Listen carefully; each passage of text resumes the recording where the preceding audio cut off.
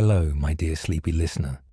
Welcome to Sleepy Crown, where history's gentle tales carry you into peaceful dreams. Tonight, we embark on an epic journey through the Viking invasions that forever transformed England. From the shocking raid on Lindisfarne in 793 to the final battle at Stamford Bridge in 1066, we'll explore nearly 3 centuries of raids, conquests, and cultural transformation that shaped the England we know today. Before you drift into restful slumber, I'd love to hear from you. Even if you're a bit shy, your comments mean the world to me. Share what draws you to Viking history, or simply say hello in the comments below. And if these peaceful tales help you sleep, please leave a gentle like and subscribe to join our cozy family of history dreamers. Your support helps these soothing stories reach more restless souls seeking peaceful nights. So settle in, close your eyes, and let the ancient tales of longships and warriors, of kings and conquests, gently guide you toward tranquil sleep. The year was 789, and along the southern coast of England, near the settlement of Portland in the Kingdom of Wessex, 3 strange ships appeared on the horizon.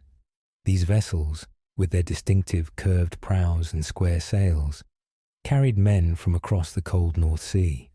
The local reeve, a royal official named Biduhard, rode out to meet these unexpected visitors, believing them to be merchants who needed to be directed to the proper authorities for the payment of trading taxes. It was a fatal misunderstanding that would mark the beginning of a new and terrifying chapter in English history.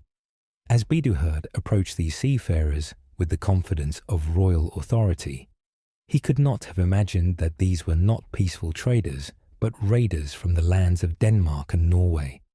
The Northmen, as they would come to be known, had no interest in paying taxes or following English customs. When the reeve attempted to exercise his authority and direct them to the king's town, they responded with sudden violence.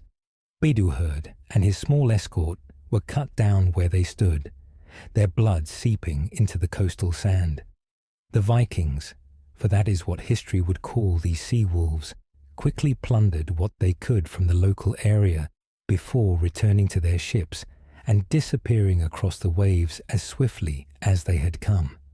This first recorded violent encounter between the English and the Vikings was like a stone dropped into still water, its ripples spreading outward to herald the coming storm. For several years after this initial contact, the English coast remained relatively peaceful, with only occasional reports of strange ships spotted in the distance. The kingdoms of England, Wessex, Mercia, Northumbria, and East Anglia continued their usual concerns of local politics, agricultural seasons, and occasional conflicts with each other. They had no concept of the fundamental change that was approaching their shores. Carried on the wind-filled sails of dragon-prowed ships, the monasteries of England, in these final years of the 8th century, were centres of incredible wealth and learning.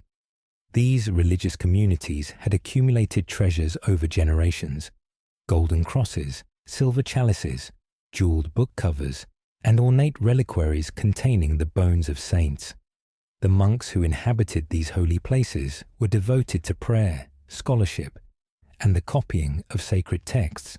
They lived lives of routine and contemplation, rising before dawn for prayers, working in gardens and scriptoriums during the day, and gathering for evening vespers as the sun set. Their existence was one of peace and spiritual dedication, protected by the belief that no Christian would dare violate the sanctity of God's houses. Among the most revered of these religious centres was the monastery on the island of Lindisfarne, located off the coast of Northumbria in northeastern England. This holy island, also known as Holy Island, had been a beacon of Christianity since its founding by the Irish monk Aidan in the year 635. The monastery had produced some of the most beautiful illuminated manuscripts in Christendom, including the magnificent Lindisfarne Gospels with their intricate Celtic patterns and vibrant colours that seemed to capture divine light itself. The island was home to the shrine of St. Cuthbert, one of England's most beloved saints, whose tomb attracted pilgrims from across the British Isles and beyond. The monks of Lindisfarne lived according to the rhythm of the tides that separated their island from the mainland twice each day. During low tide, people could walk across the causeway to reach the island, while high tide transformed it into an isolated sanctuary surrounded by the North Sea.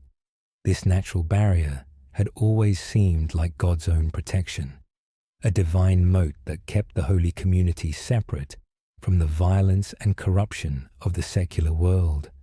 The monks spent their days in prayer and work, tending to their sheep and cattle, growing vegetables in their gardens, and creating beautiful manuscripts in their scriptorium, where skilled scribes bent over vellum pages, carefully forming letters with quill pens, while artists added elaborate decorations in gold leaf and precious pigments. The winter of 792 into 793 had been particularly harsh, with fierce storms battering the Northumbrian coast and strange atmospheric phenomena that chroniclers would later interpret as dire omens. The Anglo-Saxon Chronicle, that great record of English history, would report that there were immense whirlwinds and flashes of lightning, and fiery dragons were seen flying through the air. These terrifying portents were followed by a great famine that weakened the population and left them vulnerable. Modern historians suggest these accounts might describe particularly severe weather events, perhaps even the aurora borealis, appearing unusually far south. But to the people of the time, these were clear warnings from God that something terrible was approaching. As spring arrived in 793, and the harsh winter finally released its grip on the land, the monks of Lindisfarne returned to their familiar routines. The sheep were brought out to graze on the new grass, the gardens were prepared for planting, and the scriptorium resumed its careful work on sacred texts. The pilgrims began arriving again, bringing donations and seeking blessings at St. Cuthbert's shrine. Life seemed to be returning to its peaceful pattern after the difficult winter months. The morning of June 8, 793, began like countless others before it. The monks rose in the darkness before dawn, gathering in the church for the first prayers of the day. As the sun rose over the North Sea, painting the sky in soft shades of pink and gold, some of the brothers went about their assigned tasks, while others returned to their cells for private contemplation or study. It was perhaps mid-morning when the first sails were spotted on the horizon. Ships were not an unusual sight from Lindisfarne, as trading vessels and fishing boats often passed by the island. But these ships were different. They were longer and sleeker than the typical merchant vessels, sitting low in the water despite their size, with distinctive square sails marked with bold patterns. As they drew closer, the monks could make out the carved figureheads at the prows, fearsome dragon heads with snarling mouths and bulging eyes, designed to ward off sea monsters and strike terror into enemies. These were warships, and they were heading directly for the island. The speed with which events unfolded must have been overwhelming to the peaceful monks. The Viking longships, masterpieces of maritime engineering, could navigate in remarkably shallow water thanks to their innovative design. The raiders beached their vessels directly on Lindisfarne's shores, and warriors poured out onto the sacred ground. These were not the Christians the monks knew, bound by fear of God and respect for holy places. These were pagans from beyond the sea, worshippers of Odin and Thor, who saw not a sacred sanctuary, but a treasury waiting to be plundered. The Vikings fell upon the monastery with shocking violence.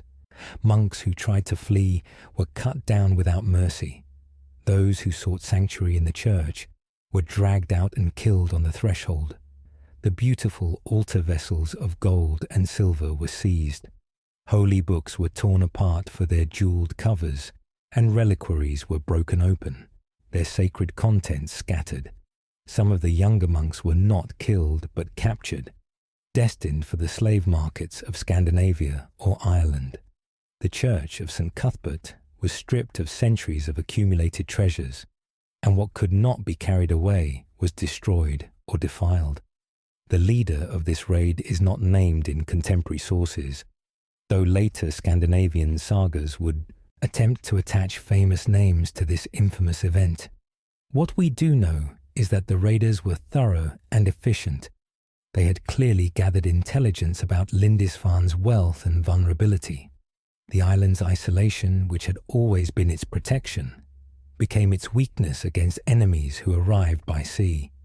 The Vikings spent hours systematically looting the monastery, loading their ships with precious metals, gems, and captives. As quickly as they had come, they departed, their dragon-prowed ships disappearing into the North Sea mist, leaving behind them a scene of devastation that would shock all of Christendom. News of the Lindisfarne raid spread across Europe like wildfire. Alcuin of York, the renowned scholar who was serving at the court of Charlemagne in Francia, wrote letters expressing his horror and disbelief. Never before has such terror appeared in Britain, as we have now suffered from a pagan race, he wrote. The heathens poured out the blood of saints around the altar and trampled on the bodies of saints in the temple of God, like dung in the streets. The attack on such a holy place seemed to herald the end times, a sign that God had withdrawn his protection from his people. The psychological impact of the Lindisfarne raid cannot be overstated. If the Vikings could attack and destroy one of the holiest sites in England with impunity, nowhere was safe. Monasteries across the British Isles began to fear the appearance of strange sails on the horizon.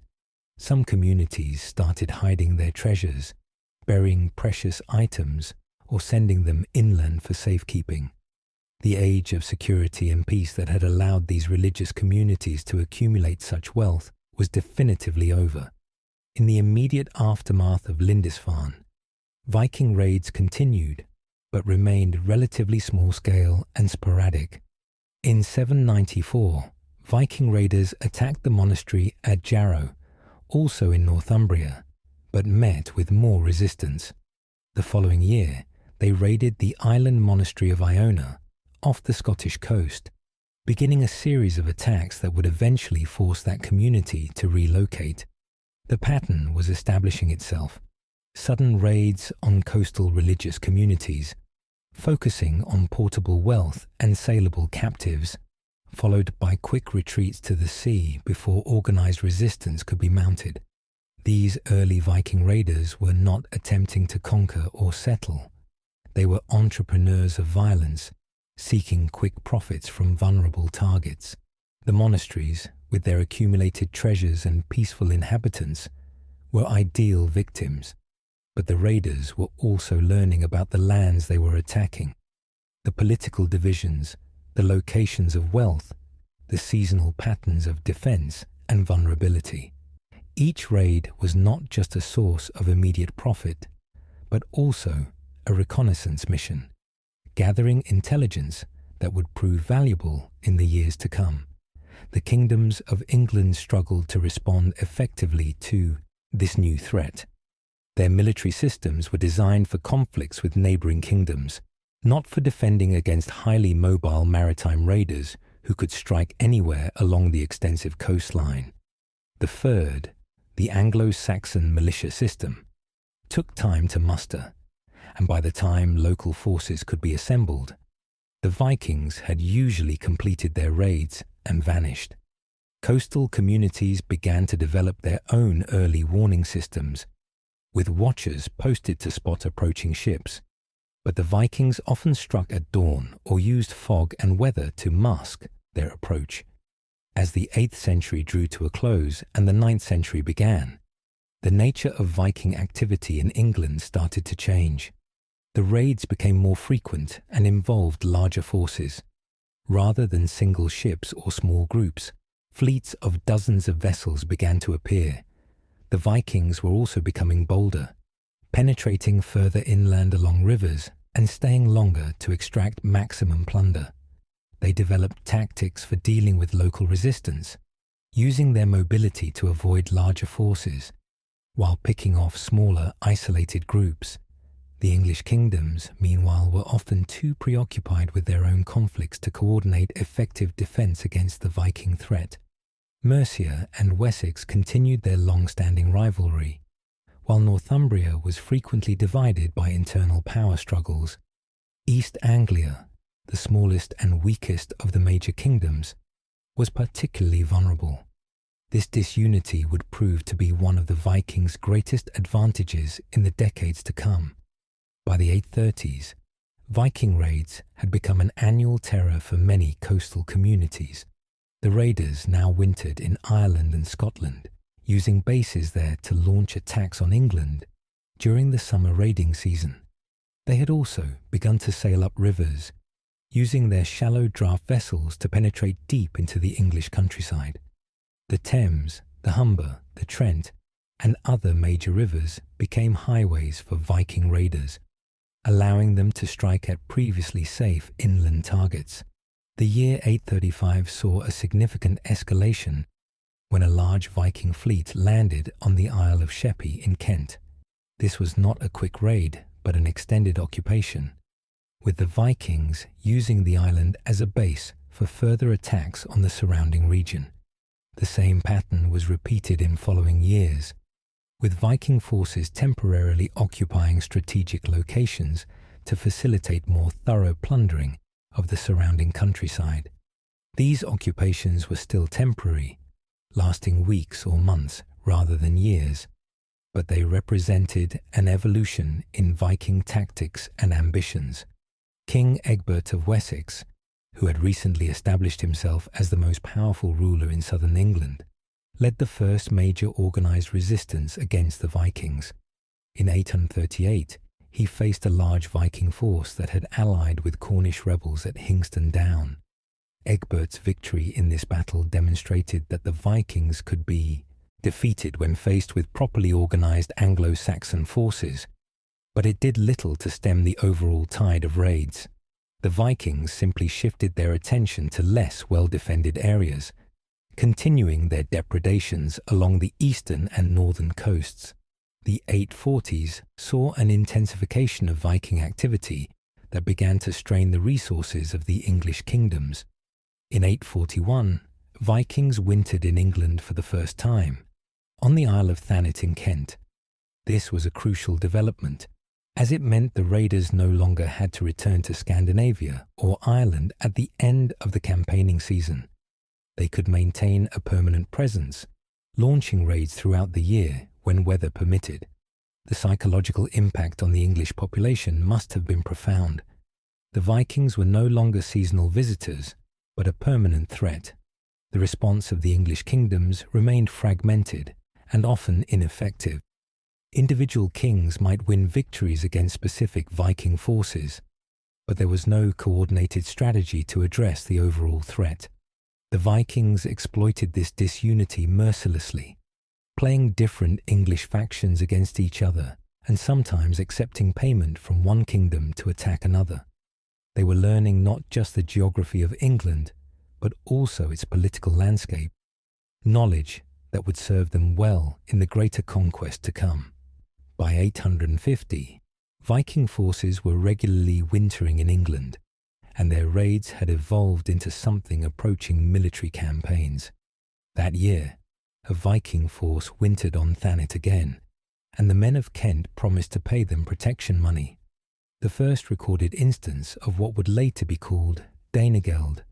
However, the Vikings broke the agreement and ravaged eastern Kent anyway, demonstrating their contempt for English attempts at negotiation. This pattern of extortion backed by violence would become a recurring theme in Anglo-Viking relations.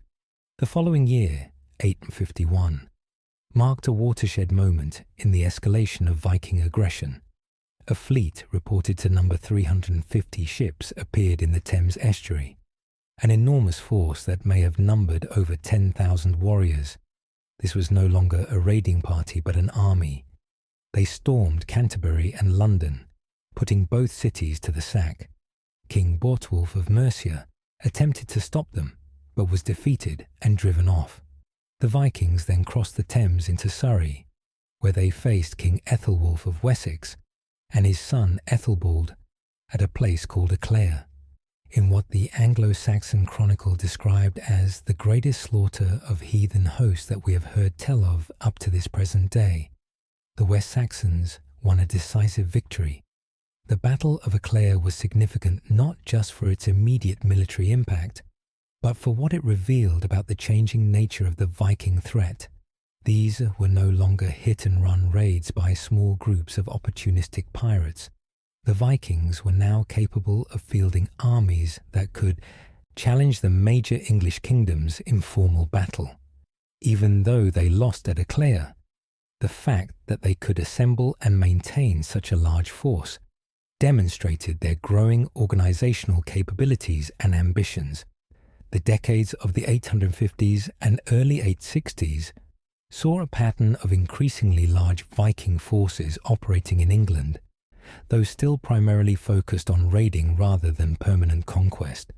They had established a seasonal pattern, arriving in autumn, securing a defensive position for winter quarters, demanding tribute from the surrounding region, and then campaigning during the spring and summer before either departing or finding new winter quarters. This pattern allowed them to maintain pressure on the English kingdoms while avoiding the difficulties of permanent occupation. The English response during this period was reactive rather than proactive. Individual kings might achieve local victories, but there was no systematic attempt to address the underlying vulnerability of the long coastline and navigable rivers. Defensive preparations were minimal, with most communities relying on last-minute flight to fortified towns or churches when Viking raiders appeared. The payment of tribute to make Vikings go away became increasingly common, though it rarely brought more than temporary respite. Everything changed in the year 865. The nature of the Viking presence in England transformed from opportunistic raiding to systematic conquest with the arrival of what the Anglo-Saxon chronicle called the Great Heathen Army, Meiselheden, here in Old English. This was not another raiding force looking for quick plunder, but an army of conquest, intent on seizing kingdoms and settling permanently in the rich lands of England. The Great Heathen Army was led by a coalition of Viking leaders whose names would become legendary in both Scandinavian sagas and English chronicles. At its head were the sons of the semi-legendary Ragnar Lothbrok, Ivar the Boneless, Halfdan Ragnarsson, and Uber. Whether Ragnar Lothbrok was a historical figure or a composite of several Viking leaders remains debated by historians, but his supposed sons were very real and very dangerous. According to saga tradition, they had come to England to avenge their father's death at the hands of King Ella of Northumbria, who had allegedly executed Ragnar by throwing him into a pit of venomous snakes. Whether this melodramatic story was true or not, it provided a narrative framework for what was essentially an invasion motivated by the desire for land and wealth. The army landed in East Anglia in the autumn of 865, choosing this kingdom as their initial base, not for conquest, but for strategic preparation.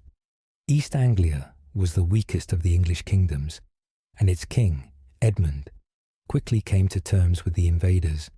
He provided them with horses, supplies, and winter quarters in exchange for peace.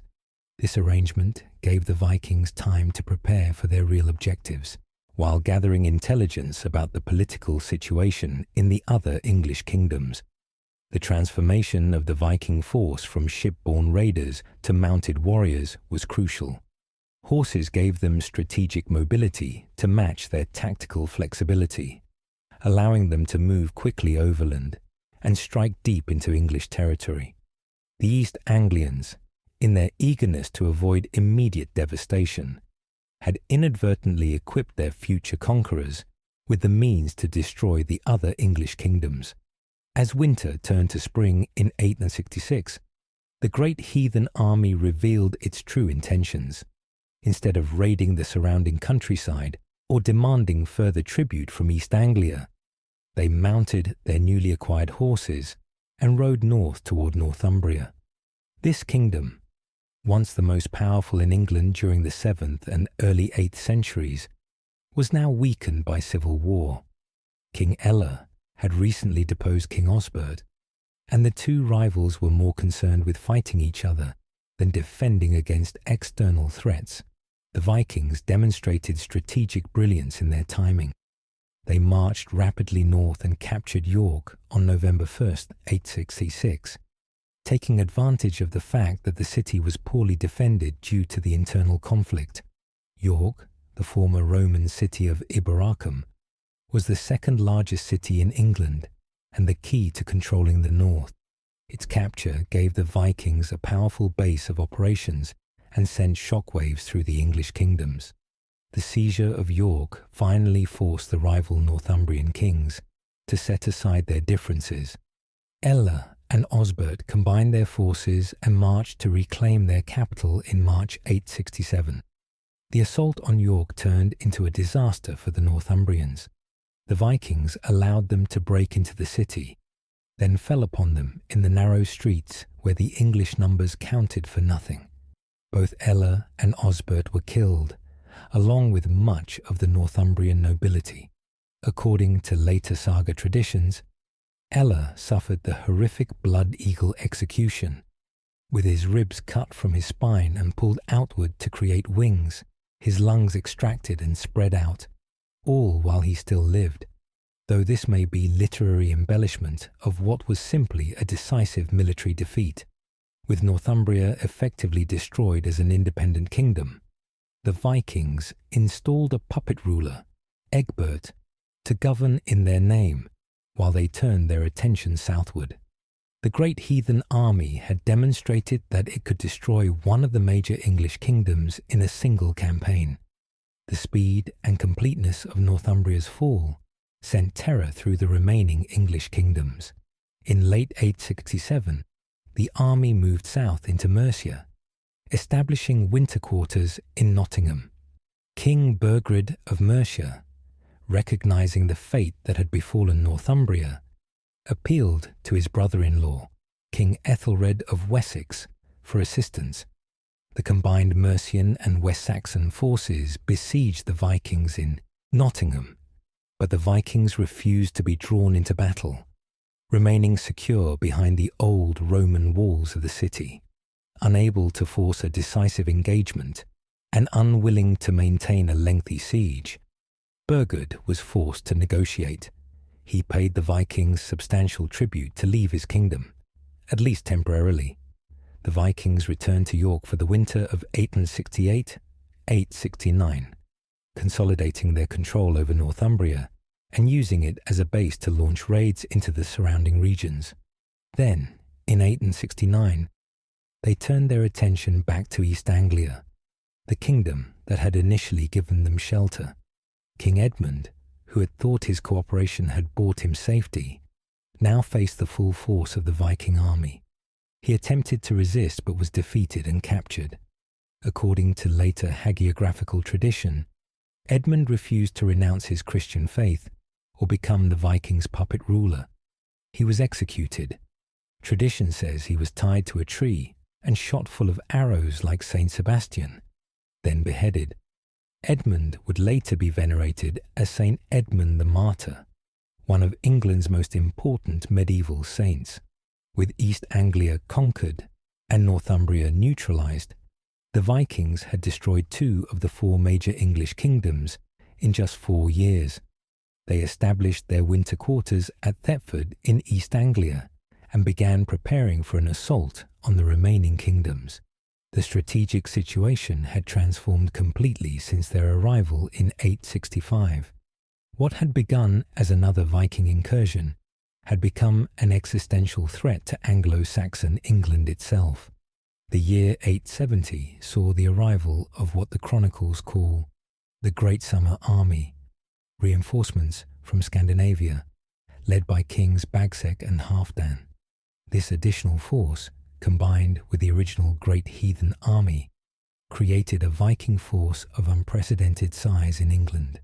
Contemporary sources don't give exact numbers, but modern historians estimate the combined force may have numbered between 3,000 and 5,000 warriors, enormous by the standards of 9th century warfare in England.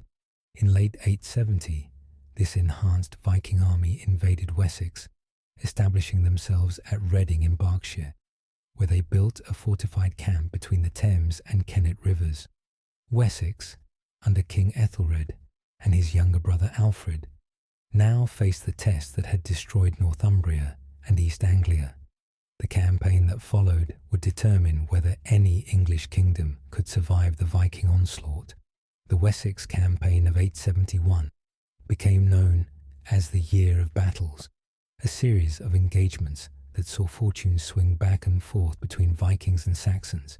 The first significant clash came at Englefield on December 31st, 870, where a West Saxon force led by Ealdorman Ethelwulf, not to be confused with the former king of the same name, defeated a Viking raiding party. This minor victory encouraged the West Saxons, and 4 days later, King Ethelred and Alfred attempted to assault the Viking camp at Reading directly. The attack on Reading was a disaster. The Vikings had strongly fortified their position, and the West Saxon assault was repulsed with heavy casualties, including Ealdorman Ethelwulf. The Vikings then went on the offensive, marching west toward the royal estate at Ashdown. It was here, on January 8th, 871, that one of the most significant battles of the Viking invasions took place. The Battle of Ashdown became legendary in Anglo-Saxon memory, particularly because of Alfred's role. According to his later biographer, Bishop Asser, the Viking army formed up on the high ground in 2 divisions, one led by the kings Bagsec and Halfdan, the other by various Viking jarls. The West Saxon force also divided into 2, with King Ethelred commanding one division and Alfred the other. As the morning wore on, Ethelred delayed in his tent, insisting on finishing mass before joining battle. Alfred, seeing the Vikings beginning to advance and fearing the moment would be lost, led his division forward alone, charging uphill like a wild boar, according to Asser. Alfred's bold attack inspired the West Saxon forces, and when Ethelred finally joined the battle, the combined assault broke the Viking line. The battle raged across the Berkshire Downs throughout the day, with the West Saxons eventually driving the Vikings from the field in disorder. King Bagsec was killed, along with 5 Viking jarls, and many others fell in the retreat. It was the first major defeat the Great Heathen Army had suffered, proving that the Vikings were not invincible. Yet the victory at Ashdown did not decide the campaign. Just 2 weeks later, the armies met again at Basing, and this time the Vikings emerged victorious. Another battle at Meriton in March saw the Vikings initially driven back, but they rallied and turned the battle into another defeat for Wessex. The constant warfare was taking its toll on both sides, but the Vikings could receive reinforcements from Scandinavia, while the West Saxons were exhausting their limited manpower. The crisis deepened in April 871, when King Ethelred died, possibly from wounds sustained in the recent battles. Alfred, probably in his early 20s, succeeded to the throne of Wessex at the darkest moment in the kingdom's history. He inherited a kingdom that had been bled white by constant warfare, facing an enemy that seemed inexhaustible. Within a month of becoming king, Alfred fought another battle against the Vikings at Wilton, which ended in another West Saxon defeat. Recognizing that continued warfare would only lead to the complete destruction of his kingdom, Alfred took the pragmatic decision to buy peace. He paid the Vikings tribute to leave Wessex, giving his exhausted kingdom time to recover. The Vikings, also needing to consolidate their conquests and rest their own forces, accepted the payment and withdrew to London for the winter of 871-Schwan, 872. For the next few years, the Vikings focused their attention on Mercia. They systematically dismembered this once powerful kingdom, taking winter quarters at various Mercian towns and extracting tribute. In 873, they wintered at Torksey in Lincolnshire, then moved to Repton in Derbyshire for the winter of 873-874. Repton was particularly significant as it was the traditional burial place of the Mercian royal dynasty. Archaeological excavations have revealed a massive Viking burial mound there, containing the remains of at least 264 individuals, testimony to the violence of this period. King Burgred of Mercia, after years of trying to appease the Vikings with tribute, finally gave up in 874. He abdicated and fled to Rome, where he would die in exile. The Vikings appointed a puppet ruler, Ceolwulf, to govern what remained of Mercia in their name. The last independent English kingdom north of Wessex had effectively ceased to exist. It was at this point, in 874-875, that the Great Heathen Army divided. Halfdan led part of the force north to consolidate Viking control over Northumbria, where they began the process of actual settlement, dividing up the land among the warriors. The other part of the army, led by Guthrum, Oscetel, and Anwend, moved to Cambridge and began preparing for a renewed assault on Wessex. Alfred had used the respite wisely. He had reorganized the defense of Wessex, creating a system of fortified towns called burhs, and had built a fleet of ships to challenge Viking control of the seas. He had also worked to ensure the loyalty of his ealdormen and thegns, the noble warriors who formed the backbone of his military forces. When Guthrum's force attacked Wessex again in 876, Alfred was better prepared. The campaign of 876-878 became a deadly game of move and counter-move. Guthrum's army seized Wareham in Dorset, where they were besieged by Alfred. The Vikings swore oaths on sacred rings, the most solemn vow in their culture, that they would leave Wessex, giving hostages as security.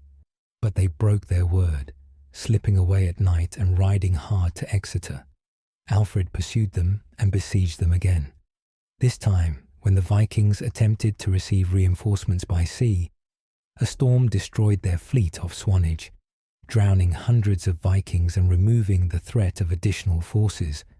In 877, Guthrum finally withdrew from Wessex, moving to Gloucester in Mercia.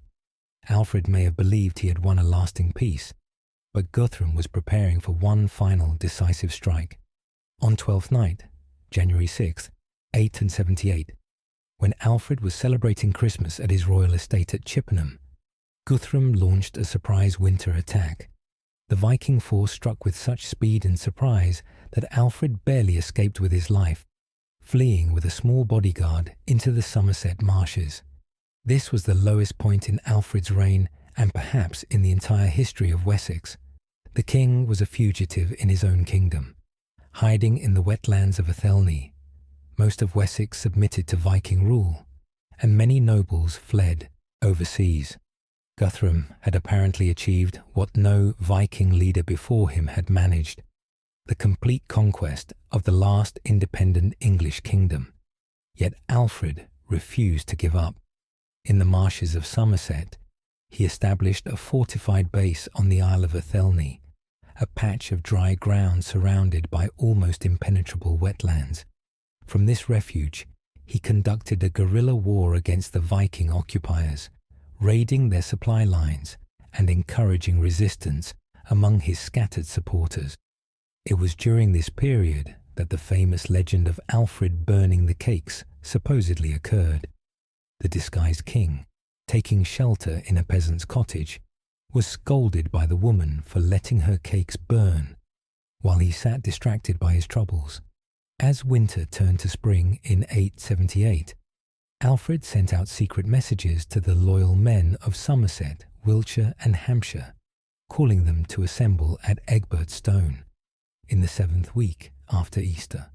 The response demonstrated that despite the apparent Viking victory, the loyalty of the West Saxon people to their king remained strong. Thousands of warriors gathered at the appointed time and place, ready to fight for their kingdom's survival. Alfred led his assembled force toward the Viking army, which was encamped at Edington in Wiltshire. On an early May morning in 878, the two armies met in what would be one of the most decisive battles in English history. The Battle of Edington was fought in the traditional manner of the time, two shield walls grinding against each other in brutal close combat. Alfred had positioned his forces carefully, using the terrain to his advantage, and the West Saxon Fyrd fought with the desperation of men defending their homeland.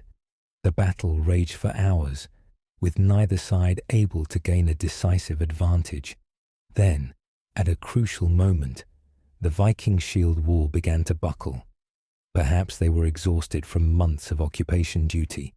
Perhaps they were outnumbered by the assembled West Saxon forces. Or perhaps it was simply that the West Saxons were fighting with greater determination. Whatever the reason, the Viking line broke, and Guthrum's warriors fled the field. Alfred pursued the fleeing Vikings back to their fortification at Chippenham, the same royal estate from which Alfred had fled just months earlier. The West Saxons besieged the Viking army for 14 days, cutting off their supplies and preventing any escape. Facing starvation and with no hope of relief, Guthrum was forced to seek terms. The negotiations that followed were remarkable for their statesmanship. Alfred could have demanded the complete expulsion of the Vikings from England, but he recognized that this was neither practical nor achievable. Instead, he offered terms that would create a lasting peace. Guthrum and his leading men would convert to Christianity, with Alfred himself standing as Guthrum's godfather at his baptism. The Vikings would withdraw from Wessex entirely and be granted lands in East Anglia where they could settle permanently. 3 weeks after the surrender, Guthrum and 30 of his chief men came to Alfred at Aller near Athelney, where the Viking leader was baptized, taking the Christian name Ethelstan. The ceremony was more than just a religious conversion. It was a political transformation that brought the Vikings into the Christian community of kingdoms. Alfred then hosted Guthrum and his men for 12 days at Wedmore, where the detailed terms of the peace were worked out. The Treaty of Wedmore, as it came to be known, fundamentally transformed the political geography of England. It acknowledged what had become reality, that large parts of England were now under Viking control and would remain so. The treaty established a frontier between English and Viking territory, running roughly along the line of Watling Street, the old Roman road that ran from London to Chester. Everything north and east of this line became what would later be known as the Danelaw, the land under Danish law. The Danelaw encompassed most of northern and eastern England, including the old kingdoms of Northumbria and East Anglia, and the eastern portion of Mercia. Within this territory, Scandinavian law and customs would prevail. The Vikings, who had come as raiders and conquerors, now became settlers, dividing up the land among themselves and establishing farms and settlements. Place names across this region still bear witness to this Scandinavian settlement. Names ending in by, meaning village, thorp, meaning farm, and thwaite, meaning clearing, dot the landscape of northern and eastern England to this day. The transformation from raiders to settlers was not immediate or complete. Many Vikings continued to see themselves as warriors first and farmers second. But the reality of holding territory required different skills from raiding. Fields needed to be ploughed, crops planted and harvested, livestock tended. The Vikings brought their families from Scandinavia or married local women, establishing households and communities. They built homes in their traditional style, with long houses that sheltered both people and animals under one roof. In the countryside of the Danelaw, a new society emerged that blended Scandinavian and English elements. The Viking settlers, while maintaining their own language and customs, had to interact with the existing English population, who far outnumbered them. Over time, Old Norse and Old English began to merge. particularly in everyday vocabulary. Words for common objects and activities entered English from Norse. Words like knife, skill, skull, anger, husband, berserk, and hundreds of others that remain in English today. The legal system of the Danelaw reflected Scandinavian traditions modified by English circumstances. The thing, or assembly, where free men gathered to settle disputes and make decisions, became integrated with English hundred courts. The concept of vergild, blood, money paid to compensate for injuries or death, existed in both cultures, but took on distinctive forms in the Danelaw. The status of women was somewhat different in Scandinavian law, with Viking women having more rights to own property and conduct business than their English counterparts, though how much this influenced practice in the Danelaw remains debated by historians. York, or Jorvik, as the Vikings called it, became the de facto capital of Viking England. Under Viking rule, it transformed from a declining former Roman city into a thriving commercial centre. Archaeological excavations, particularly at Coppergate, have revealed the vibrant urban life of Viking York. Craftsmen worked in wood, leather, metal and bone, producing everything from everyday tools to elaborate jewellery.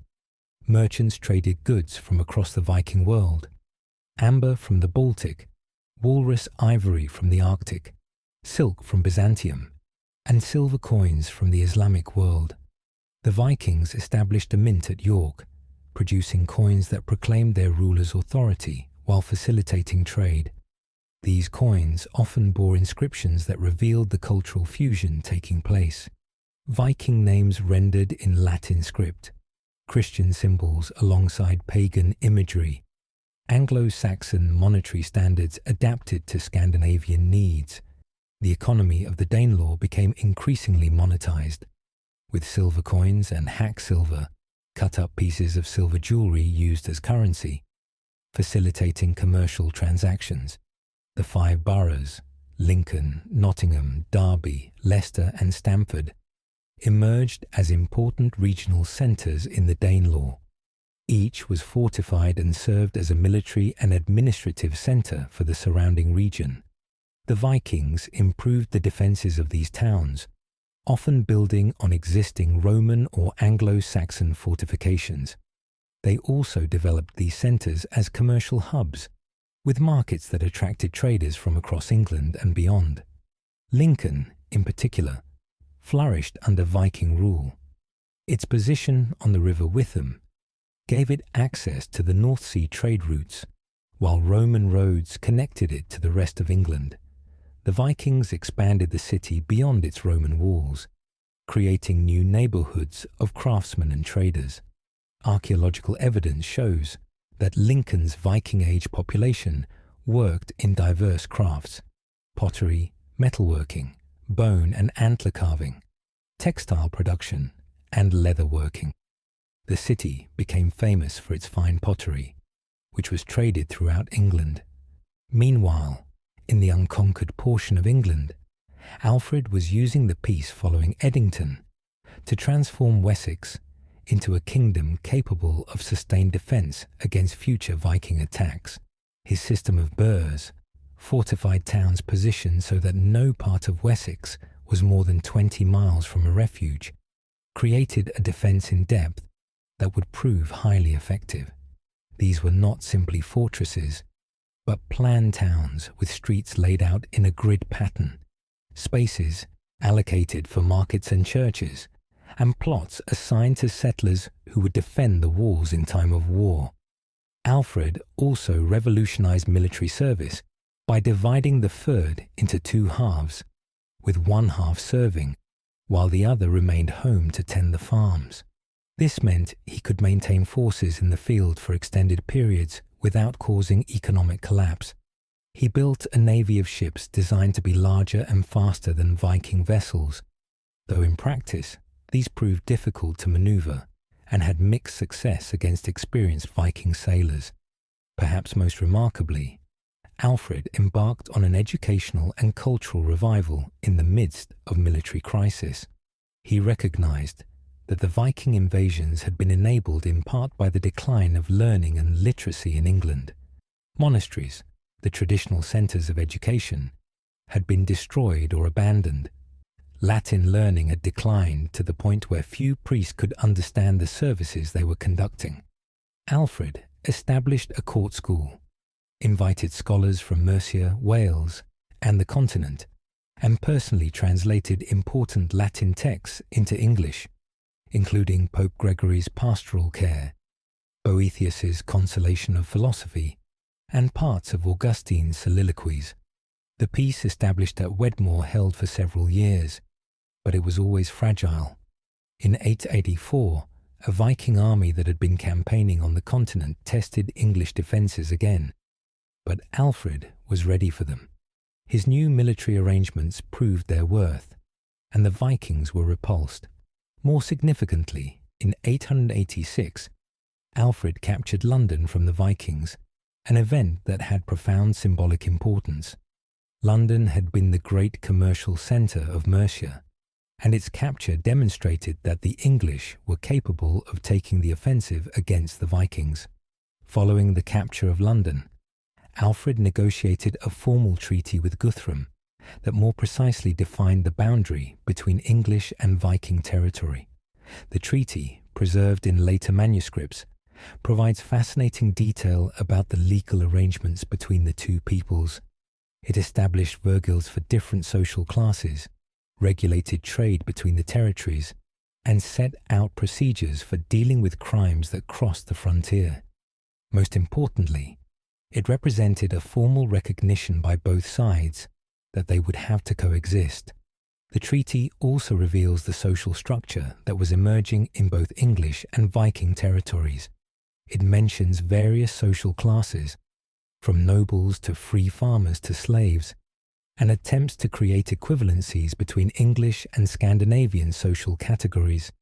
The fact that such detailed provisions were necessary suggests that there was already substantial interaction between the two populations, with trade, intermarriage, and inevitable disputes that needed formal mechanisms for resolution. In the Danelaw, daily life for the ordinary population underwent gradual rather than revolutionary change. For Yfet, the English peasants who formed the majority of the population, the identity of their lord mattered less than the conditions of their tenure and the weight of their obligations. Viking lords, like their English predecessors, demanded rents and services from their tenants. However, there were some significant differences in how society was organized. The Viking settlement appears to have created a larger class of free farmers than existed in English areas. These were men who owned their own land and owed military service, but were not bound to a lord in the same way as English peasants. This class of free farmers, similar to the Bondi of Scandinavia, gave the Danelaw a somewhat different social character from English territories. Place name evidence suggests that many of these free farmers established new settlements, clearing previously uncultivated land and expanding the agricultural base of the region. The impact on existing English landowners varied considerably. Some were displaced entirely, their lands seized and redistributed to Viking warriors. Others managed to retain their positions by submitting to Viking overlords and adapting to the new regime. Still others fled to English-controlled territories, swelling the refugee population in Wessex and English Mercia. The monasteries, particular targets of Viking raids, largely ceased to function in the Danelaw. Their lands were seized, their communities dispersed, and their churches either destroyed or converted to secular uses. Urban life in the Danelaw showed perhaps the most dramatic changes. Towns like York, Lincoln, and Norwich experienced significant growth under Viking rule. The Vikings were traders as much as raiders, and they developed extensive commercial networks that connected England to Scandinavia, Ireland, Russia, and beyond. These towns became polyglot centres where Old Norse, Old English, and occasionally other languages could be heard in the markets. Craftsmen from different traditions worked side by side, creating new hybrid styles in metalwork, pottery, and other crafts. The Vikings brought new technologies and practices to England. Their ships were superior to anything the English possessed, and shipbuilding techniques improved in areas under Viking control. They introduced new artistic styles, particularly in metalwork and stone carving, featuring intricate interlacing patterns and stylized animal designs. The hogback tombstones found across northern England, with their distinctive house-shaped design, decorated with bears and other beasts, represent a unique Anglo-Scandinavian art form that emerged from this cultural fusion. In the countryside, the Vikings introduced new agricultural practices and possibly new crops. They were experienced in farming marginal lands in Scandinavia, and this expertise may have helped them develop previously uncultivated areas in England. The Vikings also brought their traditions of animal husbandry, particularly in sheep farming, which would become increasingly important in the economy of northern England. The wool trade that would later make England rich had some of its roots in Viking agricultural practices. The religious situation in the Danelaw was complex. While the Viking leaders who had settled after 878 had nominally converted to Christianity as part of their agreement with Alfred, the depth and sincerity of these conversions varied greatly. Many Vikings practiced a syncretic religion that combined elements of Christianity with their traditional beliefs.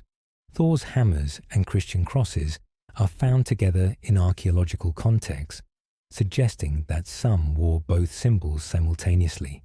Churches were rebuilt in many places, but they often served communities that understood Christianity through a distinctly Scandinavian lens.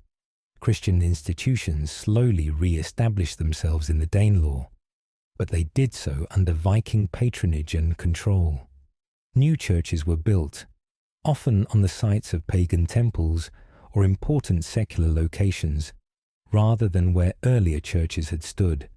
These churches served both religious and social functions, becoming centers of community life, where trading, legal proceedings, and social gatherings took place alongside religious services. The Christianity that developed in the Danelaw had a distinctive character, influenced by Scandinavian traditions and separated from the mainstream of English church organization. The conversion of the Vikings was a gradual process that took generations. The first generation of settlers might have accepted baptism for political reasons while privately maintaining their old beliefs. Their children, raised in a nominally Christian but culturally mixed environment, developed a syncretic worldview that combined elements of both traditions.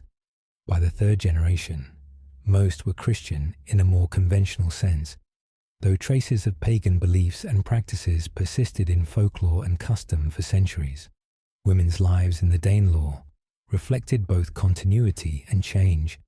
Viking women, according to both archaeological evidence and later saga literature, had somewhat more freedom and higher status than their Anglo-Saxon counterparts. They could own land, conduct business, and had greater rights in marriage and divorce. However, how much these Scandinavian attitudes influenced the actual status of women in the Danelaw is difficult to determine. English women living under Viking rule may have benefited from some of these different attitudes, but they also faced the disruptions of conquest and settlement. The evidence of place names provides insights into the process of settlement. The distribution of Scandinavian place names is not uniform across the Danelaw, but shows concentrations in certain areas, particularly in Yorkshire, Lincolnshire, and parts of the East Midlands. This suggests that Viking settlement was not a blanket colonization, but rather concentrated in certain favorable locations. The Vikings seem to have preferred areas with good water access and fertile soil, often establishing new settlements rather than simply taking over existing English villages. The formation of new settlements required considerable organization and cooperation. Land had to be cleared, fields laid out, homes built, and boundaries established. The Vikings brought their traditional methods of land division, visible in the long, narrow field patterns that can still be seen in some parts of northern England. They also introduced their system of land measurement, with units like the carucat, the amount of land that could be ploughed by one team of oxen in a year, becoming standard in the Danelaw. Trade networks in the Danelaw connected England to the wider Viking world in unprecedented ways. Silver flowed into England from the Islamic world via Russia and Scandinavia. Goods moved in complex patterns. English wool and grain might be exchanged for Swedish iron, Norwegian whetstones, or Icelandic wadmal, a coarse woolen cloth. The Vikings' extensive trading connections meant that exotic goods from distant lands appeared in English markets. Byzantine silk, Islamic coins, Baltic amber, and Arctic furs all found their way to the Danelaw. The relative peace that followed the establishment of the Danelaw lasted for about a decade after Alfred's death in 899. His son, Edward the Elder, and daughter, Ethelfled, Lady of the Mercians, embarked on a systematic campaign to reconquer the Danelaw. Working in careful coordination, they pushed northward year by year, building burhs to consolidate each advance. By 920, Edward had received the submission of all the Danish leaders south of the Humber, effectively bringing the southern Danelaw under English control. However, just as it seemed that England might be reunified under English rule, a new wave of Viking invasions began.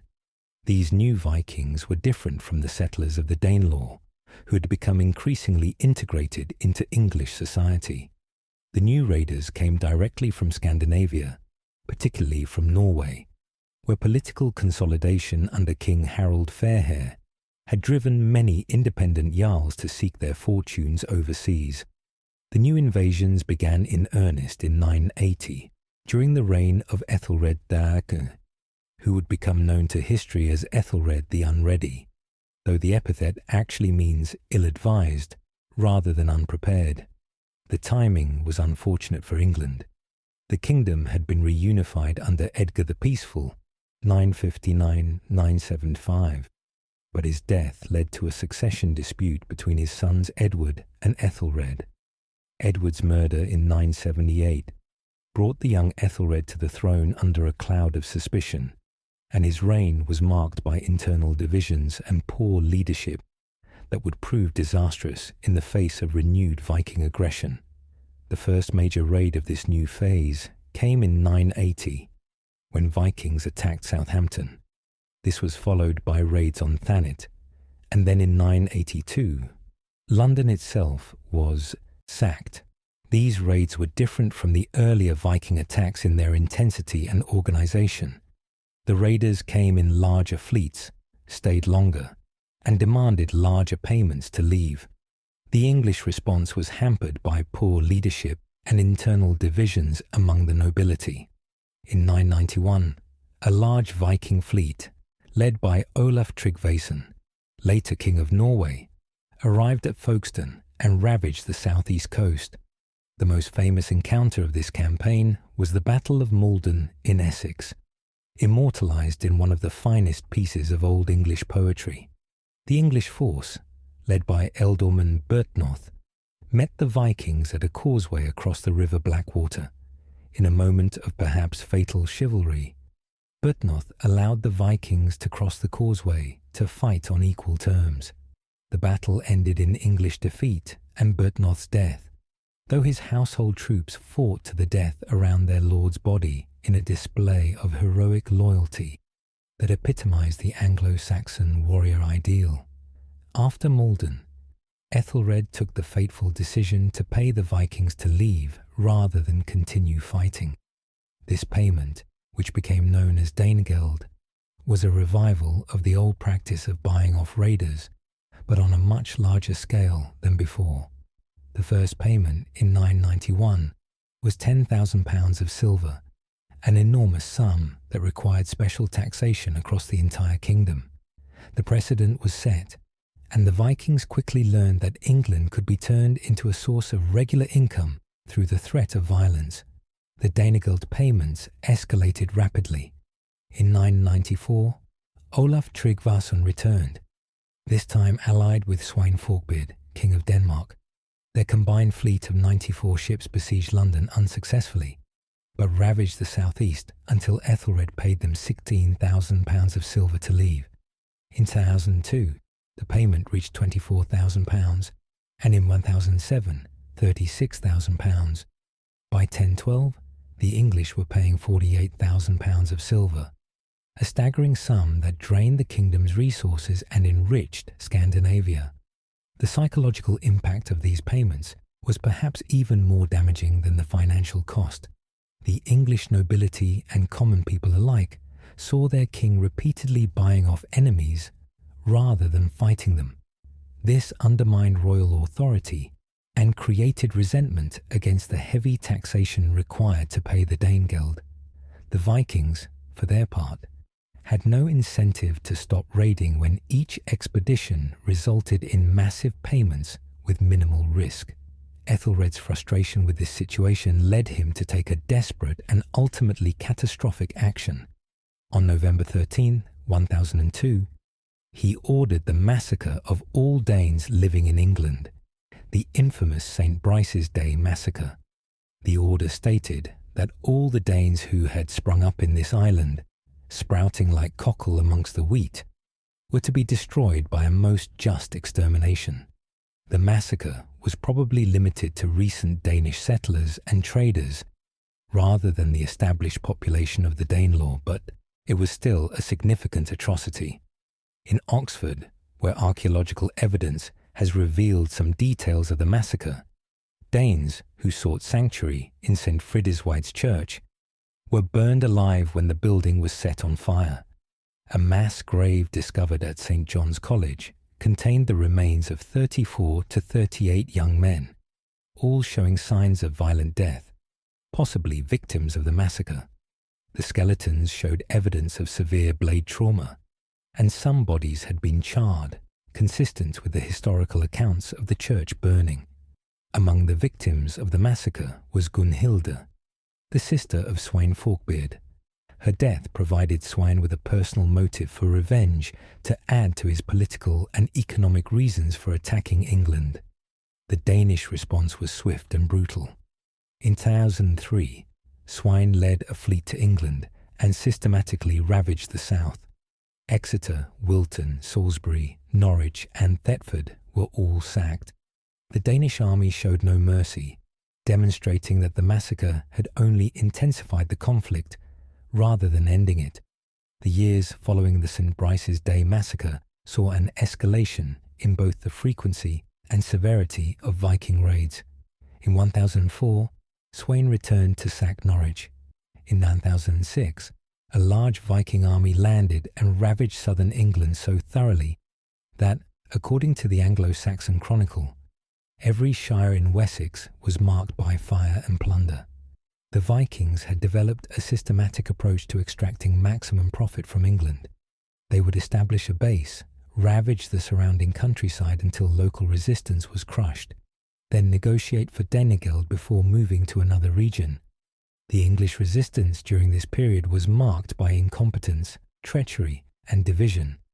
Ealdorman Elfric of Hampshire, who was supposed to lead the English fleet against the Vikings, repeatedly betrayed planned attacks to the enemy. Other nobles were more interested in local feuds than national defence. Ethelred's leadership grew increasingly erratic, alternating between paying massive Danegelds and ordering ineffective military responses that usually arrived too late to prevent Viking depredations. In 1009, a new Viking force arrived under the leadership of Thorkel the High, one of the most famous Viking warriors of his age. His army, reportedly consisting of 45 ships' crews of professional warriors, represented a formidable fighting force. Thorkel's campaign was particularly destructive, lasting from 1009 to 1012. His forces burned Oxford, Thetford, Cambridge, and Canterbury. The sack of Canterbury in 1011 was especially shocking. as the Vikings captured Archbishop Alfege, the highest-ranking churchman in England. Archbishop Elfhere's captivity became a cause célèbre. The Vikings demanded an enormous ransom for his release, but Elfhere refused to allow it to be paid, saying that his people had already been taxed beyond endurance. After months of captivity, during a drunken feast in April 1012, the Vikings pelted the archbishop with bones and ox heads before one of them killed him with the back of an axe. Even hardened Vikings were reportedly disturbed by this murder of an unarmed holy man, and Thorkel himself was said to have tried to prevent it by offering all his possessions except his ship to save Elfhere's life. The murder of Archbishop Elfhere marked a turning point. Thorkel, perhaps disgusted by his own men's behaviour, or simply seeing better opportunities, switched sides and entered Ethelred's service with 45 ships in exchange for a payment of £48,000 of silver. This gave Ethelred a professional Viking force of his own, but it also demonstrated the mercenary nature of the conflict. Vikings would fight for whoever paid them most. By 1013, Sweyn Forkbeard decided that the time had come to move beyond raiding and conquer England entirely. He had observed the kingdom's weakness during years of raids and knew that Ethelred's authority was crumbling. Sweyn landed with his invasion force in the summer of 1013, but instead of attacking Wessex as previous invaders had done, he landed in the Humber and marched to Gainsborough in Lincolnshire, in the heart of the former Danelaw. Sweyn's strategy was brilliant. By appealing to the Danish-descended population of the Danelaw, he quickly gained the submission of Northumbria and the 5 boroughs. With the north secured, he marched south, systematically receiving the submission of Oxford, Winchester, and the Western Shires. London, where Ethelred had taken refuge with Thorkel's Viking mercenaries, held out briefly, but when the rest of England had submitted to Sweyn, the Londoners too capitulated. Ethelred fled to Normandy, where his wife Emma's family ruled, and on Christmas Day 1013, Sweyn Forkbeard was acknowledged as King of England. Sweyn's reign was remarkably brief. On February 3rd, 1014, just 5 weeks after his coronation, he died suddenly at Gainsborough.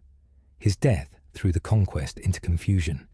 The Viking army immediately proclaimed Sweyn's younger son Cnut as king, but the English nobility, seeing an opportunity, invited Ethelred to return from Normandy. Ethelred promised to rule more justly than before, and the English rallied to him. Cnut, young and with limited support, was forced to withdraw to Denmark. However, Cnut would return. In the summer of 1015, he landed at Sandwich with a fleet of 200 ships carrying an army of perhaps 10,000 warriors. This was not another raiding force, but an army of conquest, including professional soldiers from across Scandinavia. Cnut's invasion coincided with a crisis in English leadership. Ethelred's son, Edmund, known as Ironside for his vigour and courage, was in rebellion against his father, frustrated by years of ineffective rule. The campaign of 1015 to 1016 was one of the most intensive periods of warfare in Anglo-Saxon history. Cnut systematically conquered Wessex, while Edmund struggled to organise resistance. The situation was complicated by the treachery of Ealdorman Edric Streona of Mercia, who switched sides multiple times, weakening whichever side he had just abandoned. When Ethelred died in April 1016, Edmund was proclaimed king in London, while Cnut controlled most of the rest of England. Edmund Ironside proved to be everything his father was not: energetic, courageous, and an inspiring military leader. He raised forces and fought a series of battles against Cnut through the summer and autumn of 1016. The war seesawed back and forth, with Edmund winning victories at Penselwood and Shurston, successfully relieving London when it was besieged by Cnut, and generally proving that English forces could still match the Vikings when properly led. The decisive battle came at Assendun, possibly Ashton in Essex, or Ashington in southeast Essex, on October 18, 1016. The battle was evenly matched until ealdorman Edric Streona, who had rejoined Edmund's side, fled the field with his forces at a crucial moment. His desertion caused a collapse in the English line, and Cnut won a crushing victory. Many of the English nobility were killed, including Ulfketel of East Anglia, who had been one of the most effective English commanders against the Vikings. After Assendun, Edmund and Cnut met at Olney in Gloucestershire and agreed to divide the kingdom. Edmund would rule Wessex, while Cnut took everything north of the Thames. Crucially, they agreed that when one died, the other would inherit the entire kingdom. This agreement might have led to prolonged division, but Edmund died on November 30th, 1016, just 6 weeks after Assendun. The circumstances of his death are suspicious. Later sources suggest he was murdered, but regardless of the cause, Cnut became the undisputed King of England. Cnut's reign from 1016 to 1035 represents a remarkable transformation in the Viking relationship with England.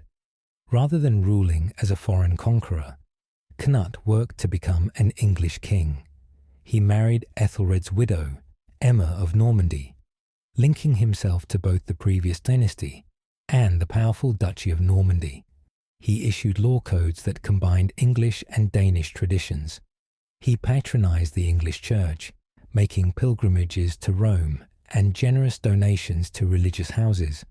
He even had the body of the murdered Archbishop Elfhere translated to Canterbury with great ceremony.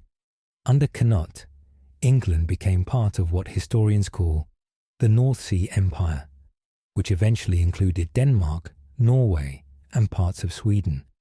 England was the wealthiest and most important part of this empire, and Cnut spent most of his reign there rather than in Scandinavia. He maintained a professional military force, the Huskarls, who served as both his bodyguard and the core of his army. These were professional warriors, equipped with the finest weapons and armor, who were maintained by a tax called the Herregeld, a continuation of the old Danegeld. Cnut's England was prosperous and generally peaceful. The constant raids that had plagued Ethelred's reign ended, as no Viking would dare attack the territories of the most powerful Scandinavian ruler. Trade flourished, with English wool and agricultural products flowing to Scandinavia, while silver and luxury goods came in return. The integration between English and Scandinavian elements in society accelerated. Many Englishmen served in Cnut's administration, and intermarriage between English and Danish families became common at all social levels. The government of England under Cnut showed both continuity and innovation. He retained the English system of shires and hundreds, the royal writing office that produced writs and charters, and the sophisticated English coinage system. But he also introduced new elements, dividing England into 4 great earldoms: Wessex, Mercia, Northumbria, and East Anglia, each governed by a powerful earl who was directly responsible to the king. This system, which concentrated power in fewer hands than the traditional English arrangement, would have important consequences for the future. Cnut's relationship with the English church was particularly significant. Despite being a conqueror who had arrived as a pagan, or at best a nominal Christian, he became one of the most generous royal patrons the English church had ever known. He founded new monasteries, rebuilt churches destroyed in the wars, and made magnificent gifts to established religious houses. His law codes emphasized Christian values and the importance of church observance. His pilgrimage to Rome in 1027, where he attended the coronation of Emperor Conrad II, demonstrated his commitment to Christendom and raised his international prestige. The reign of Cnut also saw important cultural developments.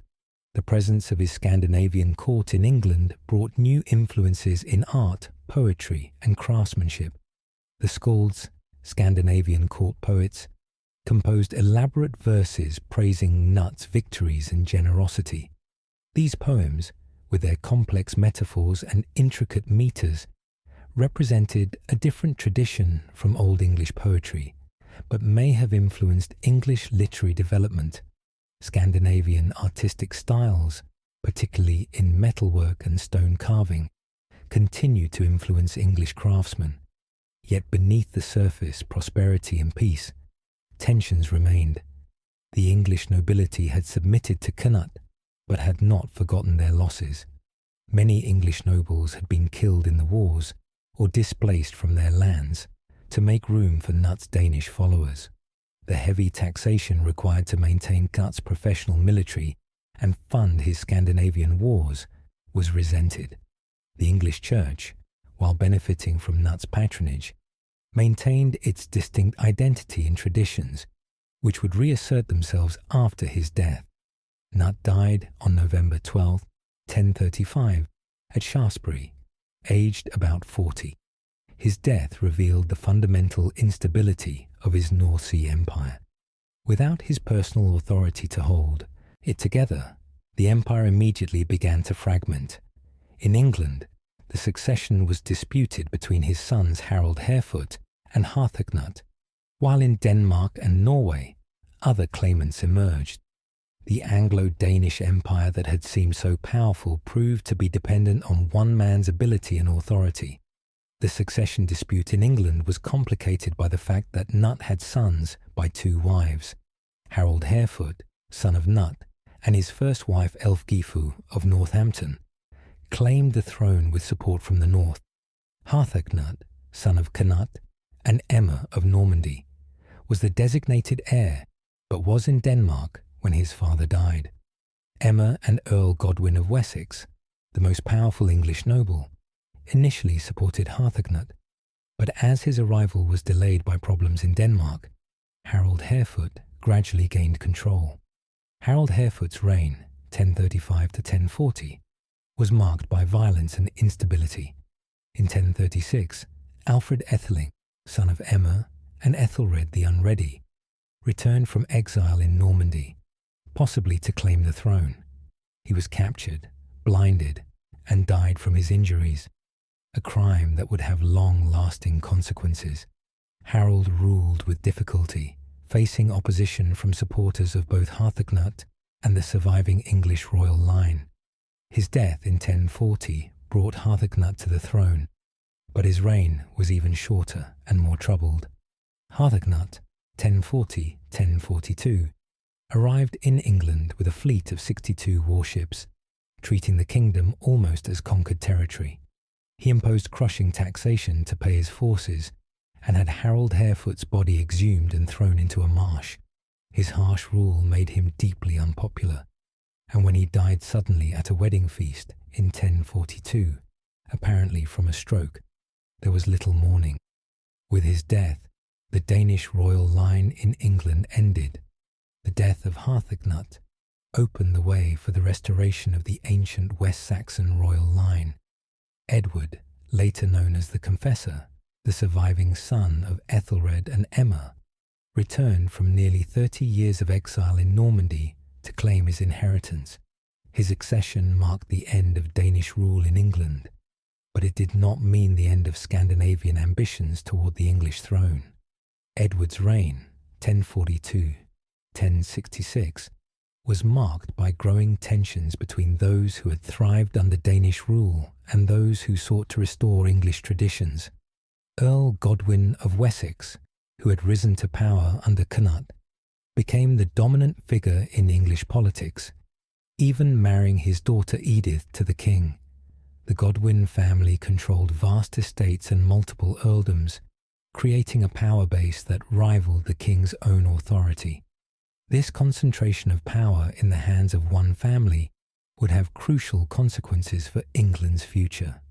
Meanwhile, in Scandinavia, the political situation was evolving in ways that would lead to one final Viking attempt to conquer England. In Norway, Harald Hardrada had established himself as king after years of adventuring that had taken him from Norway to Russia to the Byzantine Empire, where he had served in the famous Varangian Guard. Harold, whose nickname meant hard ruler, was perhaps the most formidable Viking warrior of his generation, standing allegedly 7 feet tall and with vast military experience gained across Europe and the Mediterranean. Harold had a claim to the English throne based on an alleged agreement between his predecessor, Magnus of Norway, and Harthacnut, whereby each would inherit the other's kingdom if either died without heirs. The historical validity of this claim was dubious at best, but it provided a pretext for Harold's ambitions. Throughout Edward the Confessor's reign, the threat of Norwegian invasion loomed, though Harold was initially too preoccupied with wars against Denmark to act on his claim. The situation in England became critical when Edward the Confessor died on January 5, 1066, without a clear heir. The succession crisis that followed would bring about the final chapter of the Viking Age in England. The main claimants were Harold Godwinson, Earl of Wessex, and the most powerful man in England, William, Duke of Normandy, who claimed Edward had promised him the throne, and Harald Hardrada of Norway. Each had some basis for their claim, and each was prepared to fight for it. Harold Godwinson was crowned king on January 6, 1066, the day after Edward's death, with the support of the Witenagemot, the assembly of English nobles. But he knew his throne was insecure. He spent the spring and summer of 1066 preparing for invasion, maintaining a fleet in the English Channel and keeping the Fyrd mobilized along the south coast. The expectation was that the threat would come from Normandy, where Duke William was openly preparing an invasion fleet. However, the first blow came from an unexpected quarter. Harold Godwinson's brother, Tostig, who had been exiled from his earldom of Northumbria in 1065, had spent months seeking support for his own return to power. After being rebuffed by various rulers, he found an ally in Harald Hardrada. Together, they planned an invasion of northern England that would either win the throne for Hardrada or at least restore Tostig to power in Northumbria. In September 1066, while Harold Godwinson watched the south coast for Norman invaders, a massive Norwegian fleet appeared off the northern coast of England. The sources vary on its size. The Anglo-Saxon Chronicle says 300 ships, though this may include supply vessels. The invasion force probably numbered between 7,000 and 9,000 warriors, including Hardrada's veteran Norwegian warriors and additional forces recruited from Orkney and Scotland. This was a formidable army led by perhaps the most experienced warrior king of the age. The Norwegian fleet sailed up the Humber and then the Ouse, landing at Rickle, about 10 miles south of York.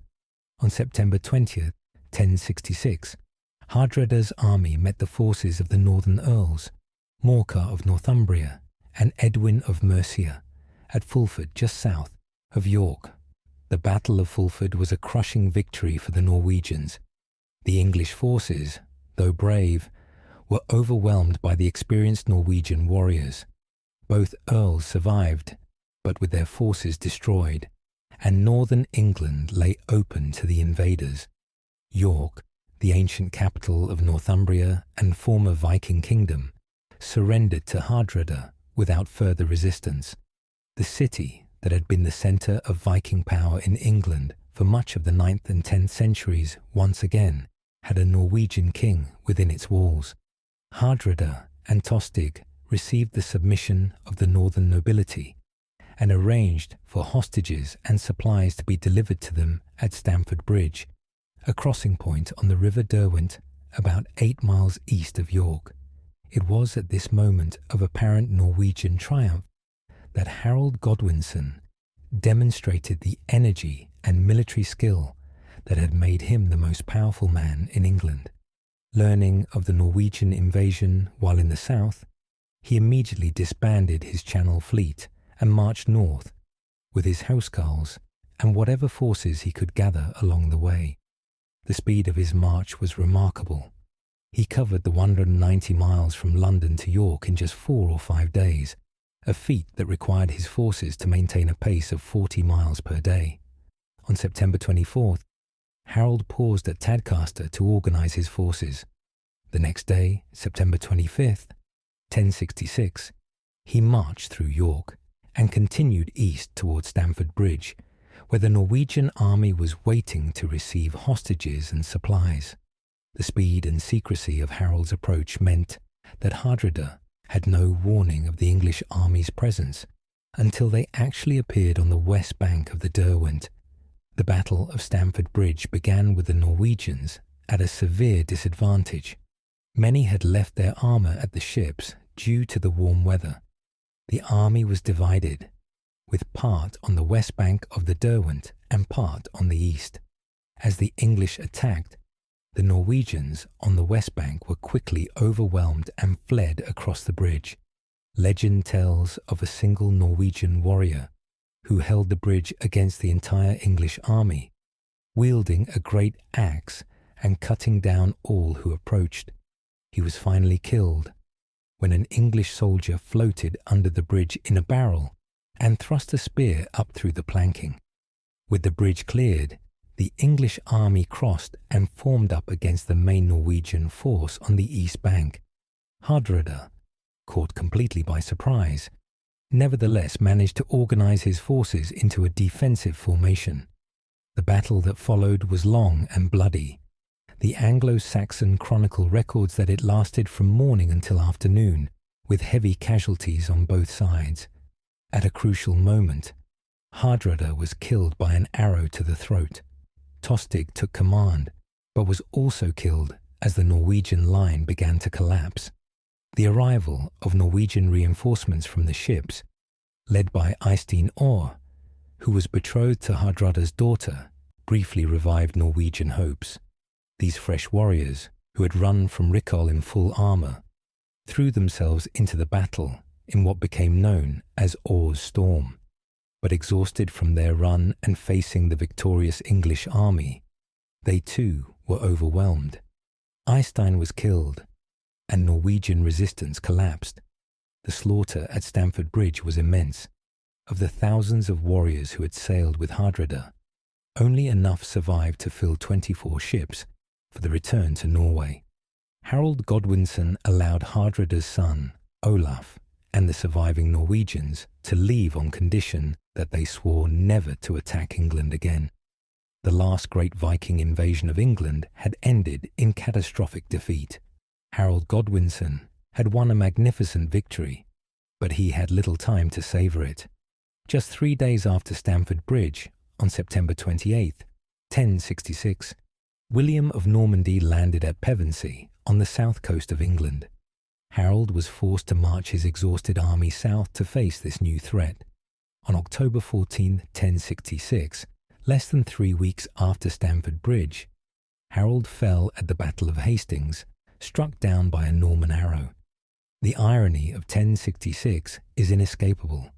Harold Godwinson, descendant of Anglo-Saxon nobles, defeated the last great Viking invasion at Stamford Bridge, only to be defeated himself by William of Normandy, who was himself descended from Vikings. His great-great-grandfather was Rollo, a Norwegian Viking who had been granted lands in northern France in 911. In a sense, the Viking Age in England ended not with English victory over Scandinavian invaders, but with the conquest of England by the descendants of Vikings who had settled in France. The Viking invasions that began with the raid on Lindisfarne in 793 and ended at Stamford Bridge in 1066 fundamentally transformed England. Over the course of nearly 3 centuries, what started as opportunistic coastal raids evolved into conquest, settlement, and ultimately integration that changed the genetic, linguistic, cultural, and political landscape of England forever. The linguistic impact of the Viking invasions is still evident in modern English. Thousands of words of Old Norse origin entered the English language, particularly in areas that were part of the Danelaw. These were not just specialized terms, but fundamental vocabulary. Common words like knife, skin, leg, skull, anger, husband, happy, ugly, weak, die, get, give, take, hit, kick, scream, trust, and want all come from Old Norse. Even more significantly, Old Norse influenced English grammar, contributing to the simplification of Old English's complex inflectional system, and possibly influencing the development of the continuous tenses. The prevalence of Norse-derived words in core vocabulary suggests not just cultural contact, but intimate integration between Norse and English speakers. These were words learned in childhood, in the household, in daily interaction between neighbours who spoke different but related Germanic languages. The dialect of English that developed in the Danelaw, with its heavy Norse influence, would eventually contribute to the development of Standard English, when the political centre of England shifted northward in later centuries. Place names across northern and eastern England still bear witness to Scandinavian settlement. Hundreds of villages ending in by, farm or village, thorp, outlying farm, thwaite, clearing, toft, homestead, and kirk church mark the landscape of former Viking settlement. Names like Grimsby, Grim's Farm, Scunthorpe, Skoomer's outlying farm, and Kirkby, Church Village, are daily reminders of the Viking presence. The distribution of these names provides historians with valuable evidence about the density and pattern of Scandinavian settlement. In Yorkshire alone, there are over 600 place names of Scandinavian origin. The density of these names in certain areas suggests that some regions saw substantial Scandinavian settlement, possibly even becoming majority Norse-speaking for a period. The Vikings didn't just take over existing settlements, but established new ones, particularly in previously marginal areas that they brought under cultivation. This expansion of settlement and agriculture contributed to population growth and economic development in northern England.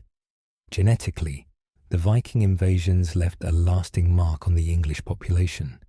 Modern DNA studies have shown that people in areas of former Viking settlement have higher levels of Scandinavian ancestry than those in areas that remained under English control.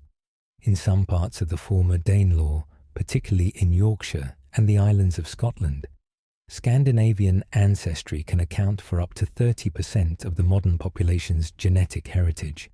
This genetic legacy confirms what place names and historical sources suggest, that Viking settlement involved substantial migration, not just a warrior elite ruling over an English population. The Vikings also transformed England's urban landscape. York, which had been declining since Roman times, was revitalized under Viking rule and became one of the most important cities in medieval Europe. Lincoln, Norwich, and other towns in the Danelaw grew significantly during the Viking period.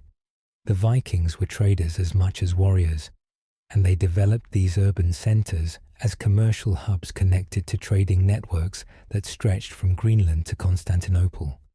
Archaeological excavations in these cities have revealed the vibrant urban life of Viking Age England. At Coppergate in York, archaeologists have uncovered entire Viking Age streets with workshops, homes, and evidence of diverse crafts and trades. Craftsmen worked in leather, wood, bone, metal, and textiles, producing goods for both local consumption and long-distance trade. The material culture shows a blend of Scandinavian and English traditions, creating distinctive Anglo-Scandinavian styles in metalwork, sculpture, and other crafts. The political impact of the Viking invasions was equally transformative. The threat of Viking raids and invasions was the primary catalyst for the unification of England. Before the Vikings, England consisted of multiple independent kingdoms that were as likely to fight each other as any external enemy. The Viking threat forced these kingdoms to cooperate and eventually unite. Alfred the Great's successors used the momentum of reconquering the Danelaw to create a unified English kingdom for the first time in history. The administrative and military reforms implemented in response to the Viking threat laid the foundations for the medieval English state. The system of boors created by Alfred and extended by his successors provided a network of fortified towns that served as administrative and commercial centres as well as military strongpoints. The obligation of landholders to provide military service and maintain fortifications created a systematic relationship between land tenure and military obligation that would evolve into the feudal system. The Vikings also introduced new concepts of law and governance. The thing, or assembly, where free men gathered to make decisions and settle disputes, influenced the development of English local government. The concept of outlawry, whereby someone could be placed outside the protection of the law, came from Scandinavian legal tradition. The jury system may also have roots in Scandinavian legal practices, though this remains debated among historians. Economically, the Viking invasions had complex effects. The immediate impact of raids was obviously destructive, but in the longer term, Viking settlement and trade brought economic benefits. The Vikings monetized the English economy to an unprecedented degree. The vast amounts of silver paid as Danegeld while draining England also increased the money supply and stimulated trade. Viking trade networks connected England to markets across Europe and beyond, bringing new goods and technologies. The Vikings' emphasis on maritime trade and their superior shipbuilding techniques influenced English naval development. While Anglo-Saxon England had limited naval capabilities before the Viking Age, the threat of seaborne raiders forced the English to develop their own naval forces. Alfred the Great's construction of a fleet was the beginning of a tradition of English naval power that would eventually make England a dominant maritime nation. Culturally, the Viking invasions brought England into closer contact with the wider Scandinavian world and its connections. Through the Vikings, English traders and travellers gained access to routes that led to Russia, Byzantium, and even the Islamic world. This expanded England's cultural horizons and brought new influences in art, literature, and technology. The Vikings' oral traditions of saga and poetry may have influenced English literary development, though the extent of this influence remains debated. The Viking invasions also had profound religious impacts. While the early Vikings were pagan raiders who targeted churches and monasteries, the eventual conversion of Viking settlers to Christianity created a new dynamic. The Christianity that developed in the Danelaw had distinctive characteristics, influenced by Scandinavian traditions. Churches were rebuilt in areas of Viking settlement, often with distinctive architectural features like the round towers found in East Anglia that may reflect Scandinavian influence. The destruction of monasteries during the early Viking raids contributed to the decline of monastic learning in England, but it also led to reform movements. When monasticism was revived in the 10th century, it took new forms influenced by continental reforms.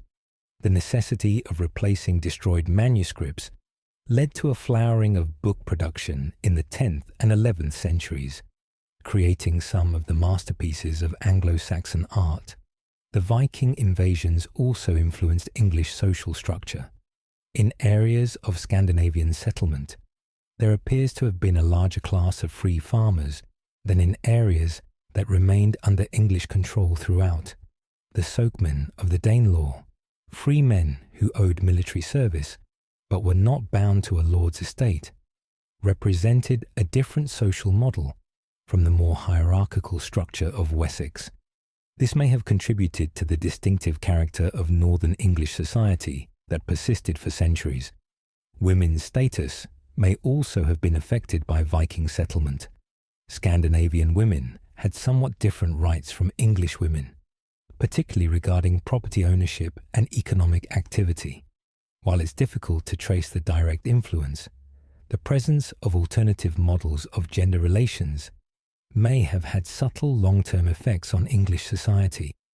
archaeological evidence shows Viking Age women in England engaged in various economic activities, from textile production to trade. The military legacy of the Viking invasions extended far beyond the Viking Age itself.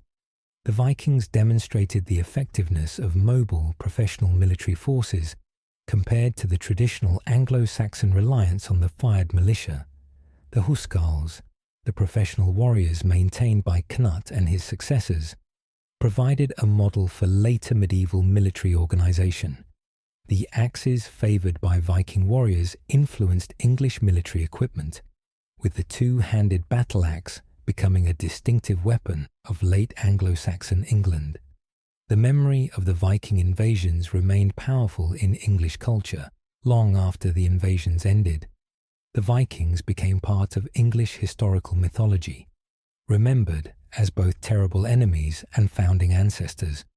Place names, folklore, and local traditions kept Viking memory alive in former areas of settlement. The ambiguous position of the Vikings, as both destroyers and builders, enemies and ancestors, reflects the complex reality of their impact on England. In literature, the Viking invasions provided material for countless later works.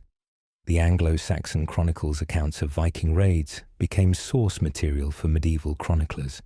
The Battle of Maldon, commemorated in Old English poetry, became a symbol of heroic resistance.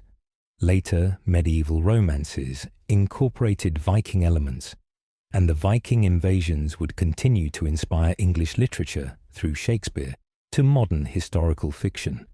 The constitutional implications of the Viking invasions were far-reaching.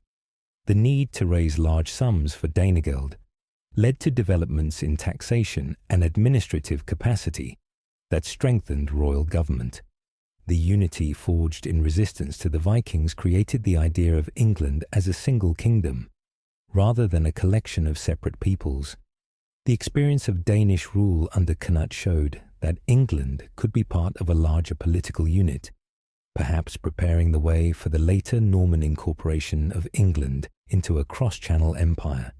The Viking invasions also influenced England's relationship with the rest of Europe. The threat of Viking raids led to increased English contact with continental powers, particularly the Carolingian Empire and its successors. English exiles at continental courts during periods of Viking dominance created cultural connections. The Church, struggling against pagan invaders, strengthened its ties with Rome and continental religious centres. These connections would prove important for England's later medieval development. In technology and craftsmanship, the Vikings brought new techniques and styles. Their superior shipbuilding methods influenced English maritime technology. Scandinavian metalworking techniques, particularly in ironworking, may have contributed to technological development. The distinctive art styles of the Vikings, with their interlacing patterns and stylized animals, influenced English decorative arts, creating the distinctive Anglo-Scandinavian style seen in stone sculpture and metalwork. The Vikings' impact on trade and commerce was transformative. They established new trade routes and revitalized old ones. Towns like York and Lincoln became international trading centers under Viking rule. The Vikings' use of standard weights and measures, and their development of commercial law to govern long-distance trade, influenced English commercial practice. The mercantile traditions established during the Viking Age laid foundations for England's later commercial development. The agricultural impact of Viking settlement is often overlooked, but was significant. The Vikings brought experience of farming in marginal lands from Scandinavia, possibly introducing new agricultural techniques and crops. They seem to have been particularly successful in sheep farming, which would become increasingly important in the English economy. The expansion of cultivation into previously marginal areas during the Viking Age contributed to population growth and economic development.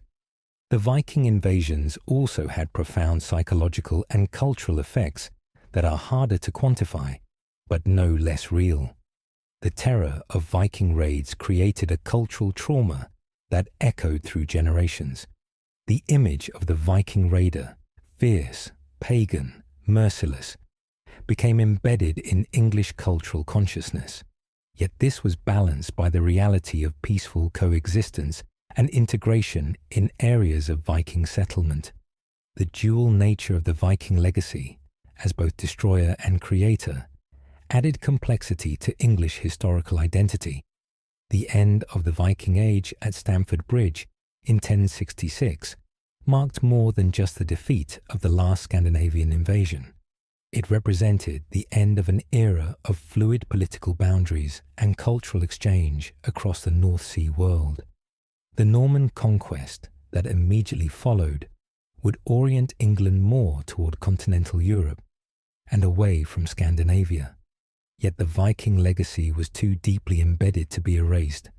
In language, law, place names, genetics, and cultural memory, the Vikings remained part of England. Looking back across the nearly 3 centuries from Lindisfarne to Stamford Bridge, the Viking invasions can be seen as one of the most transformative periods in English history. What began as terrifying raids by pagan warriors evolved into conquest, settlement, and ultimately integration that fundamentally changed what it meant to be English. The England that emerged from the Viking Age was linguistically richer, economically more developed, politically more unified, and culturally more diverse than the England the Vikings had first encountered. The Viking invasions forced England to adapt and evolve in ways that prepared it for its later medieval and modern development. The administrative structures created to resist the Vikings became the foundation of English government. The naval traditions begun in response to Viking raids would eventually make England a global maritime power. The commercial networks established by Viking traders connected England to the wider world. The linguistic fusion of Old English and Old Norse contributed to the flexibility and vocabulary richness that would make English a world language.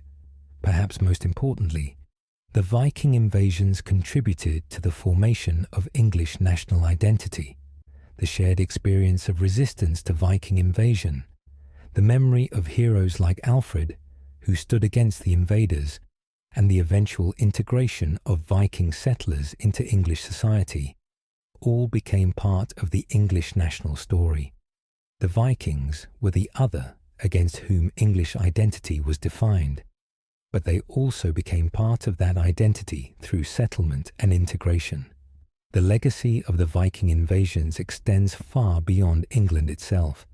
The Vikings, who settled in England, maintained connections with Scandinavia, Ireland, and continental Europe, making England part of a North Atlantic cultural zone. English, missionaries, and traders would later follow Viking routes in reverse, bringing English influence to Scandinavia and beyond. The hybrid Anglo-Scandinavian culture that developed in England influenced developments elsewhere in the Viking world. In conclusion, the Viking invasions that changed England forever were not simply a series of destructive raids, though they certainly included terrible violence and destruction. They were a complex historical process that involved conquest and resistance, destruction and construction, conflict and integration. The Vikings who came to England as raiders became settlers, and their descendants became English. The England they invaded was transformed by their presence, but the Vikings themselves were transformed by England. The story of the Viking invasions is ultimately a story of cultural encounter and transformation. Two peoples, initially alien and hostile to each other, came into violent contact that evolved over centuries into integration and synthesis. The England that emerged from this process was neither purely Anglo-Saxon nor Viking, but something new, a synthesis that combined elements of both traditions to create a distinctive civilization that would have profound influence on world history. As we drift off to sleep with these tales of longships and warriors, of kings and battles, of destruction and creation, we can reflect on how the violent encounters of the past shaped the world we inhabit today. The Viking invasions remind us that history is rarely simple, that invaders can become settlers, enemies can become neighbours, and that out of conflict and chaos can emerge new and vibrant civilizations. The England that the Vikings changed forever became, in turn, a nation that would change the world, carrying within its language, laws, and culture the legacy of those dragon-prowed ships that appeared off Lindisfarne on that fateful day in 793. Sweet dreams, dear listener, and may your sleep be peaceful, untroubled by Viking raiders at your shore.